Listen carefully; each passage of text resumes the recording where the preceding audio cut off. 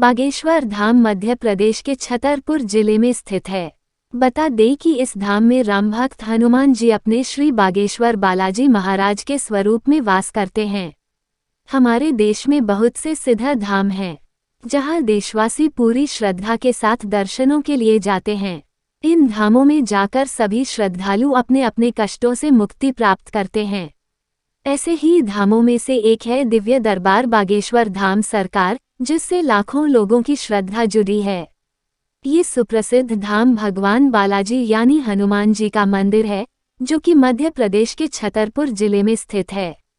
ये एक पावन और प्रमुख तीर्थस्थल है, जहां बड़ी संख्या में लोग अपनी अपनी समस्याओं और मन्नतों के लिए आते हैं। यहाँ आने वाले श्रद्धालुओं की सभी समस्याओं का निराकरण किया जाता है। यदि आप भी ऐसी किसी समस्या से निजात पाना चाहते हैं, तो आप भी बागेश्वर धाम जा सकते हैं। आज इस लेख के माध्यम से हम आपको बागेश्वर धाम सरकार से जुड़ी सभी महत्वपूर्ण जानकारियां देंगे। इस लेख के जरिए आप जान सकेंगे कि आप बागेश्वर धाम तक कैसे जा सकते हैं, बागेश्वर धाम जाने के लिए क्या करना होगा। साथ ही बागेश्वर धाम सरकार से संबंधित सभी जानकारी आपको यहां प्राप्त हो जाएगी। मध्य प्रदेश के छतरपुर जिले में स्थित है। बता दें कि इस धाम में राम भक्त हनुमान जी अपने श्री बागेश्वर बालाजी महाराज के स्वरूप में वास करते हैं और भक्तों का भला करते हैं। इस मंदिर धाम में आने के लिए सभी भक्तगणों को अपनी अर्जी लगानी होती है। अर्जी स्वीकार होने पर उन्हें निःशुल्क टोकन मिलता है, जिसके लिए सभी भक्तगण धाम पर जाकर अपनी अर्जी लगाकर टोकन प्राप्त कर सकते हैं। इसके बाद टोकन के अनुसार निर्धारित समय पर श्रद्धालु को बागेश्वर धाम सरकार पहुंचना होता है, जहां उनकी समस्याओं का निराकरण महाराज श्री धर्मेंद्र कृषि जी द्वारा बिना भक्तों के बताए ही समस्या का समाधान किया जाता है। इसके साथ ही भक्तजन बागेश्वर धाम सरकार छतरपुर में होने वाली श्री राम कथा का श्रवण करते हैं और पुण्य के भागी बनते हैं। बागेश्वर धाम दिव्य दरबार है, जहां भक्तों की समस्याओं का समाधान किया जाता है। यह एक पवित्र स्थान है, जहां पर लाखों की संख्या में लोग आते हैं। यूट्यूब चैनल, इंस्टाग्राम, फेसबुक आदि के माध्यम से आप बागेश्वर धाम दिव्य दरबार के बारे में जान सकते हैं। जो श्रद्धालुगण धाम से अधिक दूरी पर हैं और मंदिर जाकर अपनी अर्जी नहीं दे सकते, तो उनके लिए बागेश्वर धाम सरकार मंदिर के महाराज श्री धीरेन्द्र कृष्ण शास्त्री जी ने एक अन्य उपाय दिया है। महाराज के अनुसार आप घर बैठे भी अर्जी लगा सकते हैं। इसके लिए आपको मंदिर आने की आवश्यकता नहीं होगी। इसके साथ ही धाम में होने वाली श्री राम कथा को भी यूट्यूब चैनल व अन्य ऐसे साधनों द्वारा लाइव प्रसारित भी किया जाता है, जिससे श्रद्धालु कहीं भी रहते हुए कथा सुन सकते हैं। यदि आप भी बागेश्वर धाम में दर्शन हेतु जाना चाहते हैं, तो इसके लिए आवश्यक है कि आपके पास बागेश्वर धाम टोकन हो। जो श्रद्धालु धाम में आने के लिए अर्जी लगाते हैं, उन्हें ये टोकन जारी किया जाता है।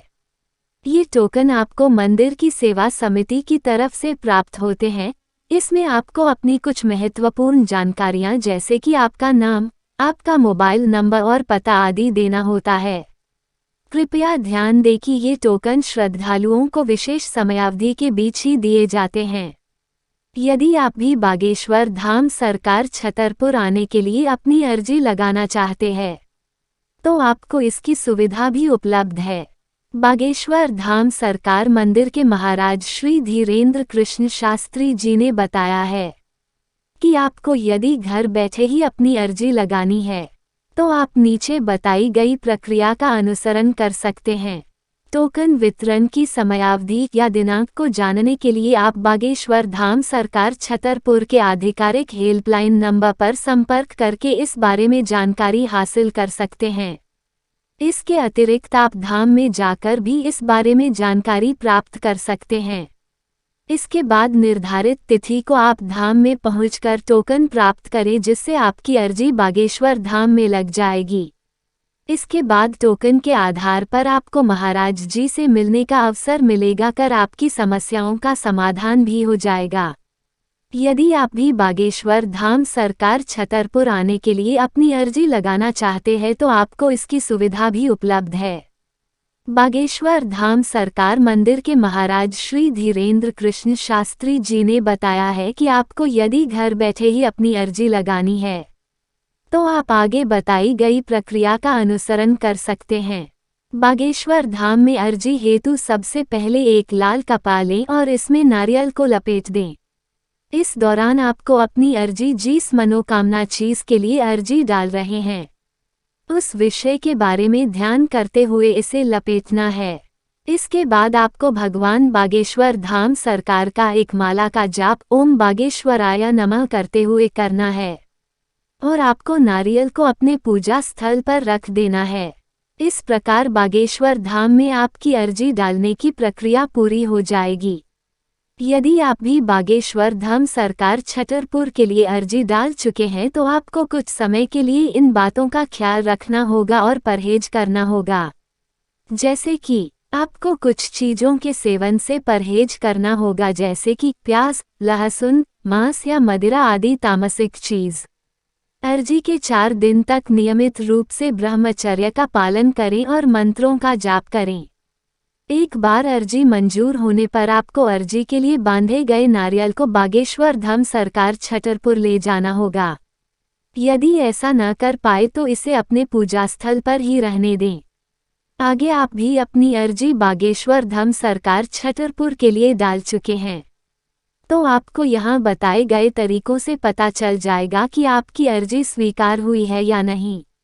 इस बारे में महाराज द्वारा बताए गए तरीके के अनुसार यदि अर्जी स्वीकार होने पर आपको या आपके परिवार के किसी सदस्य को लगातार 2 दिनों तक स्वप्न में भगवान बागेश्वर के बंदर स्वरूप के दर्शन होंगे। यानी अगर स्वप्न में 2 दिनों तक बंदर दिखाई देते हैं तो इसका अर्थ होगा कि आपकी अर्जी स्वीकार कर ली गई है। यदि आपकी अर्जी स्वीकार नहीं होती है तो भी आपको निराश होने की आवश्यकता नहीं है।